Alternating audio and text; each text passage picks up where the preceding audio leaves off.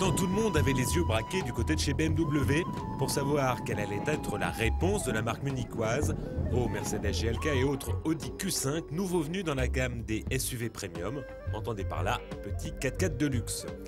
Avec plus de 600 000 exemplaires vendus à travers le monde, la première génération du X3 a régné en maître pendant 5 ans, entre 2003 et 2008, faute de concurrence. Ensuite, il a pris comme un coup de vieux.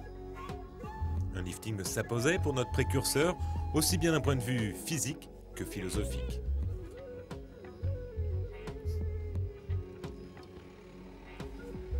Il se la joue toujours baroudeur, bien sûr, mais baroudeur chic avec des lignes plus élaborées, reprenant les codes de l'ADN BMW tout en gardant sa propre personnalité.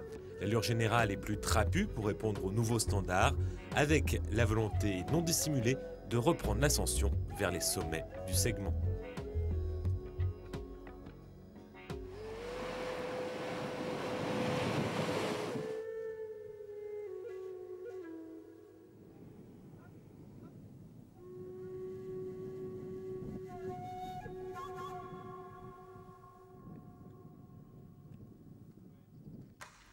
Alors le voilà, ce nouveau X3 avec désormais 2 gros naseaux tendus vers l'avant, mais également des phares ronds à double optique entourés d'anneaux lumineux typiques BMW. Notez également qu'il y a beaucoup plus d'éléments peints, ou plutôt beaucoup moins de protection en plastique noir que sur la première version. Ajoutez à cela des nervures, aussi bien sur le capot avant que de profil où les passages de roues sont marqués. La partie arrière a également pris du relief, l'ensemble dégage une impression d'élégance et de robustesse.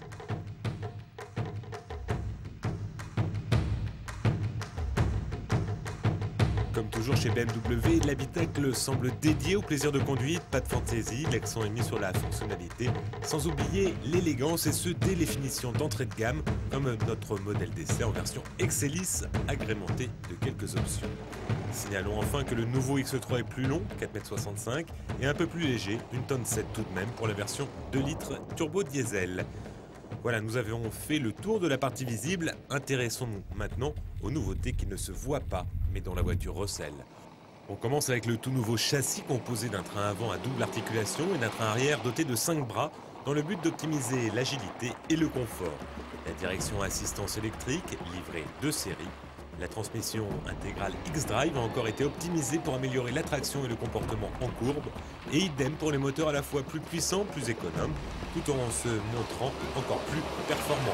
Pas de malus écologique pour le X3 en 2 litres diesel, bien qu'il propose 184 chevaux et 380 Nm de couple.